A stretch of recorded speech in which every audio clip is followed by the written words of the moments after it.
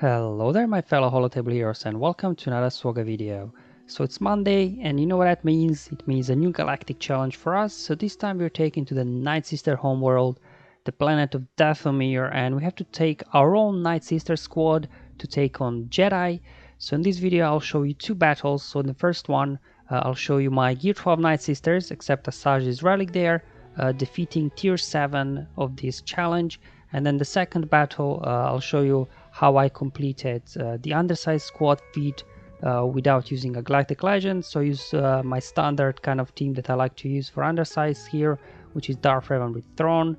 So first I'll cover some of the key mechanics here for this event, as well as mods on my team. So if you're not interested in that, you can skip through to the battles. But otherwise, let's just go in and let me talk you through here what's happening.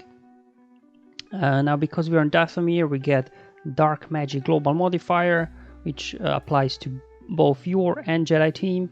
So every 10 turns, all defeated characters are revived with 50% health. Okay, now your own modifier that you get, so whenever an ally is revived, all other Nightsisters gain stacking buff here that will grant you per stack 5% health, protection, damage, and speed.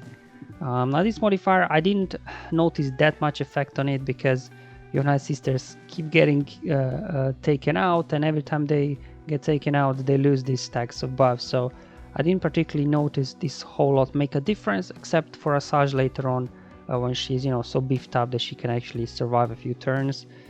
So this modifier, I don't think it makes all that much really here difference for your own team. However, I feel like enemy modifier, again, same as with previous Galactic Challenge, enemy gets a much better modifier. Because whenever an enemy buff is dispelled or expires during Jedi allies ability, they gain advantage, critical damage, which is stacking, until end of the battle. And this means that even when they die and they're revived, because it's until end of the battle, this stack of stacking of critical damage will persist through the revives. So the more battle goes on, the Jedi will be hitting harder and harder. Whereas your own here modifier, these are just buffs, and buffs obviously disappear whenever your unit gets killed. So again, enemy I think is getting a better modifier than yourself. Alright, so with these kind of modifiers out of the way, I'll just look at the feats here. Obviously need to complete the battle, which we will do. You need to do it with an Undersize squad, and again this I'll show you in the second battle using Darth Revan and Throne. And here there's one with Nightsisters that you have to obviously complete it with full team of Nightsisters. So that's the first battle I'll show you shortly. And this one, complete the battle after attacking out of turn 20 or more times. This one you can complete with Nightsisters at the same time as well, because with Talzin you can keep calling mass assists whenever it's available. So those attacks out of turn obviously will as well stack here. So these are feats here that we need to complete. And then as you can see, looking at the enemies here, we got Grandmaster Yoda in the lead. So this is Zayton Grandmaster Yoda. So basically, if you don't know what his leadership does, it adds extra tenacity to the Jedi.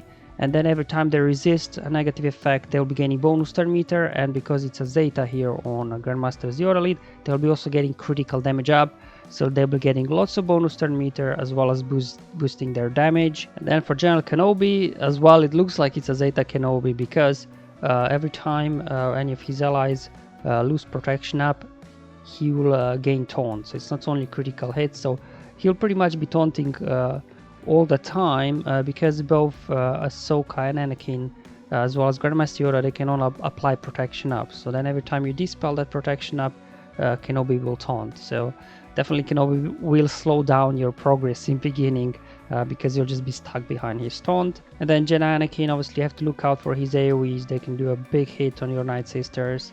Then Ahsoka, she can heal, dispel. And Cam, I'm not too familiar with his kit because I don't really use him myself yet. I have him only at 4 stars. But all I know is that he can hit pretty hard. And as well as he can apply daze, which can a little bit mess up your turn meter gain for your own Nightsisters. Alright, so let me show you my team now here that I used in this video. So I've got Asajj lead here. Now in my other account where I have Relic Nightsisters, Relic 5 Daka there, I actually just completed with Talzin lead. It was straightforward. After a few turns, Daka's health was so high they were simply not able to take her out, even though they had all this stacking critical damage. She was just too beefy and she just kept reviving everybody. However, here with only Gear 12 Daka, she wasn't really tanky enough to be able to keep bringing everybody back. So then I switched over to Asajj lead. So let me now show you my Asajj here. So she's relic free, again the only relic here on my Nightsister. And why I used her lead is because in her lead she's got turn meter removal that can't be resisted. So I thought this was useful because with the whole, do you remember the global modifier you get every 10 turns, everybody gets revived. So if you can limit the amount of turn Jedi can take, you can reduce the risk of them taking all your Nightsisters out with AoEs before you can revive. So you kind of limit their turns, and then also every time the Nightsister ally will fall below 100% health, they'll gain 50% turn meter. So again, it allows you to have more turns, because what you really want to do is limit Jedi's turns but increase your own turns. So even though you got only maybe sometimes Asajj and Zombie left standing, because you get a bit more turns than they do, they don't have a chance to also finish off the final two Nightsisters. And then you get turns and you reduce those 10 stacks of global modifier, and then everybody get revived again. So that's why I found that actually Asajj here worked much better. Of course, for this to work, you will need Zeta on her lead as well as Zeta on her unique, because what the Zeta on her unique does is the whole stacking of offense, health and everything. So she'll become really tanky and she'll be hitting harder and harder and harder. So that's really here the whole strategy is just to juice up Asajj, because remember, you also need to finish them off within a few turns, because they'll also be getting revived every 10 turns, right? So the whole idea is jack up Asajj here, keep her alive, and at some point her AoE will just start killing them. And now the good thing about her AoE is if AoE deals a finishing blow, her cooldowns will get reset. And she's also getting turn meter when she does take somebody out as well. So she'll be able to quickly go back to back with her AoEs in the end and quickly finish the guys off. Because when they will revive only with 50% health. And they don't. The only healer on there is obviously Ahsoka. So they don't have a whole lot of healing on that team. So you can quickly in the end finish them with a couple of AoEs. Now Asajj here, I didn't remote her for this event. These are just some average mods I have on her. As you can see, they're all 5 dots. Not much speed on her. It's a critical damage set and a little bit of offense boost, but nothing too crazy. And then up next, Gear 12 Zombie. Again, didn't remote for this event. These are just some average mods I have on her for some speed. And now my Daka here. This was the only one I had to remote for this event because of Gear 12. She's not that tanky, so I just loaded her with my General Kenobi mod set that adds some health and defense on her. So these are her stats now, as well as some speed, and that's her armor right there. Now also worth mentioning here that for Daka, again, I think you will most likely need Zeta on her unique, because what Zeta does that whenever another ally is revived, she will gain 10% max health stacking. So she will also be stacking her health and she'll be tankier and tankier, but still a Gear 12 she will be able to be taken out, but at least she'll be able to take maybe a couple of hits instead of one. But I have seen Grandmaster Yoda hitting for 500,000 and things like that because they keep stacking their critical damage, so it gets pretty intense here. Again, Talzin didn't move mods, there's just some average mods I have on her that just add some speed on her really. 222 and a little bit of offense. And finally, Gear 12 Spirit here. Again, the mods I have on her all the time, nothing crazy here. Her speed is at 261. Alright, so now it's finally time to go into the battle. So as mentioned before, I've got Relic Free Asajj and everybody else here is Gear 12. So just jump in and let me talk you through what's happening here. So as you can see, everybody starts with 10 stacks of Ichor, and then every time any unit takes a turn, those stacks will get reduced. So just you can see we're down now to 9, 8 stacks. There goes Asajj. So we're down to 7 stacks now already, 6 stacks. So once these stacks come to 0, everybody gets revived, both Nightsister and Jedi. That's why the whole thing is, you first have to kind of work with Kenobi, because there you go, he's taunting. So because protection up expired there on Grandmaster Yoda because he was taking so many turns, and that's why Kenobi there is taunting, even though he didn't critically hit anybody yet. So to start off, you will have to go after Kenobi here. So just do mass attack on him. Alright, and then let's see if we can dispel taunt, get a stun on him. Good. There we go. Now Asajj can dispel. So this, and as well this dispel removes turn meter, which can't be resisted based on the number of buffs Asajj removed. That's why I said I like here Asajj lead. There is lots of removal, turn meter gains and things like that. So it allows you to get quickly through to these 10 stacks of Icor and get revives when your G12 Nightsisters get taken out. Again, stuck behind Kenobi here. Alright, so again, we come back up to 10 stacks, but nobody was taken out yet, so nobody was revived. Okay, just do an AoE. That's okay. Let the Talzin get taken out, because then Daka gains turn meter, Asajj gains turn meter, so we'll be able to burn through. So this battle will take a while. It's not a sprint, guys. It's a marathon. I think it takes about 5-6 minutes. Because again, you know, with Gear 12 Nightsisters, apart from Asajj, you just do not have enough firepower here. Alright, here we go again. Dispel those buffs. See if we can land a stun. No stun. Because again, as mentioned before, Yoda's their leadership adds extra tenacity. Here we go. Let's bring somebody back. There we go. So as you can see, Yoda started to ramp up his damage already. Everybody got foresight, so we'll just clear it off with an AoE here. Okay, here we go. I lost Daka again. Let's dispel. But you know, the more of your allies get taken out, Asajj gets beefier and beefier. That's why, you know, she will be very hard to take out from here on out, and as well as her damage is slowly ramping up. And because everybody gets revived with 50% of health, first focus is obviously try to get everybody's protection away, but it's very hard here with Kenobi all the time interfering with your plans. And there we go, the global modifier revived all our Nightsisters for us. There we go. So as you can see, Asajj's AoE started doing some damage. Let's dispel those buffs again. Again, stuck behind Kenobi here. There we go, they got more buffs, and all Nightsisters come back because of the global modifier. But yeah, it takes a while here, so bear with me, guys. So anyway, stuck behind Kenobi again. Alright, let's bring Spirit back. Dispel those buffs. There we go. See if we can remove taunt finally from Kenobi there. Excellent. There you go. He resisted the stun and he got critical damage up. And that's what Zeta on Yoda actually brings in. See if we can get a stun on Anakin. Because Anakin is AoE, you know, if he does a big AoE, oof, could be dangerous there. There we go. Which is a basic here. I didn't want to do an AoE and lose Asajj. Let's heal up. And let's heal up. Dispel those buffs. Remove turn meter. See if we can get a stun on Yoda there. Good. Maybe stun on Anakin there. There we go. Come on, sisters. Let's go. Ooh! There we go. Taking out Anakin. Alright, let's do an AoE here. There we go. So we got also now Ahsoka in the yellow. Kenobi's in red. Alright, but now here comes Anakin.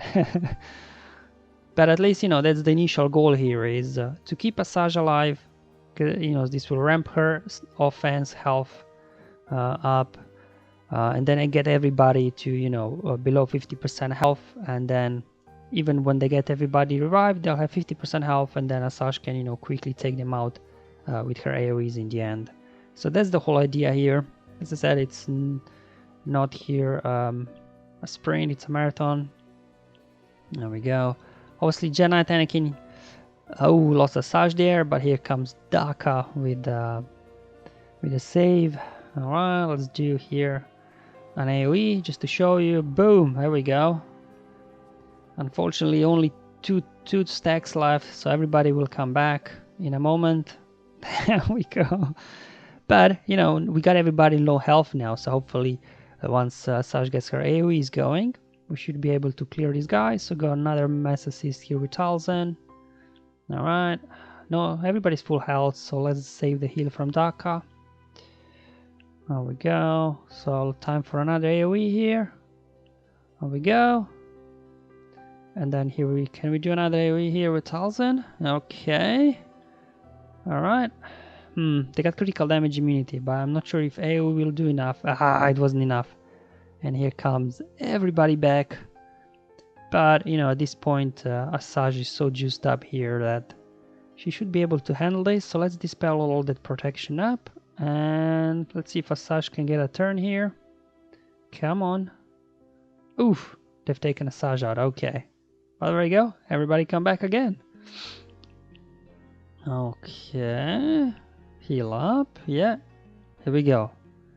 So we got Kenobi in red. Boom. He's gone.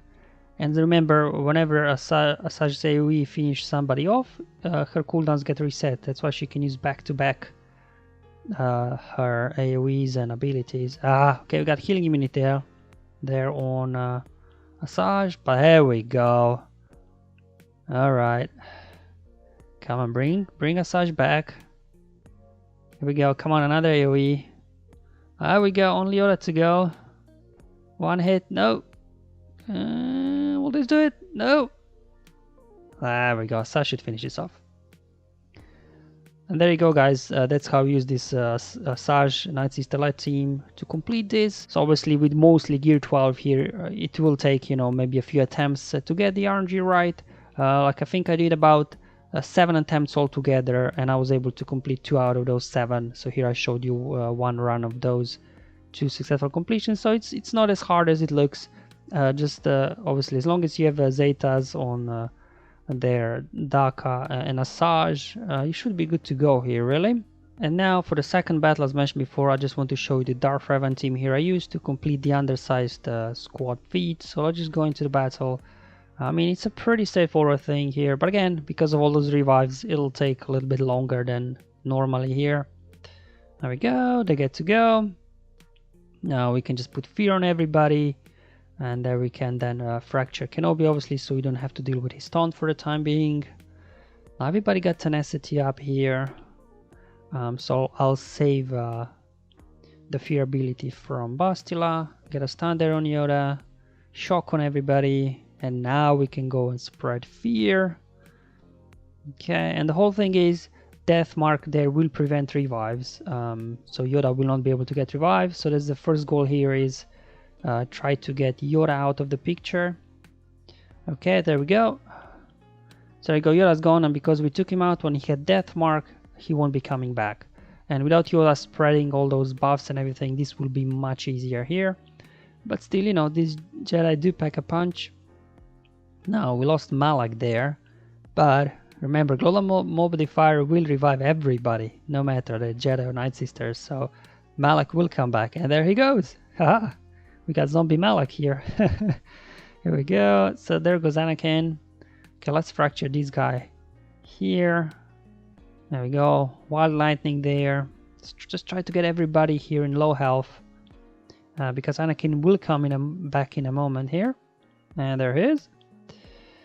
Okay. So just try to spread the damage here. More debuffs. So everybody's low in health now except Kenobi. So let's get Kenobi low as well. And let's now do another wild lightning here. Boom, only Kenobi left. Wasn't quite fast enough. Okay, let's do this again. Alright, here we go. Yeah, Malak is really good here. There we go. And that's how I completed the undersized squad feat here as well. Alright guys, hope you enjoyed this video. I think it was a bit slightly longer than usual, and I just showed you 2 battles. It's just because of the nature of this event, because of all these revives, it really takes a lot of time to burn through the Jedi, because they're very beefy, and with constant revives, yeah, it takes a while. But anyway, hope you find it useful. Let me know in the comments below or on my Discord server. But until then, have fun, enjoy life, and may the RNG be with you, my friends.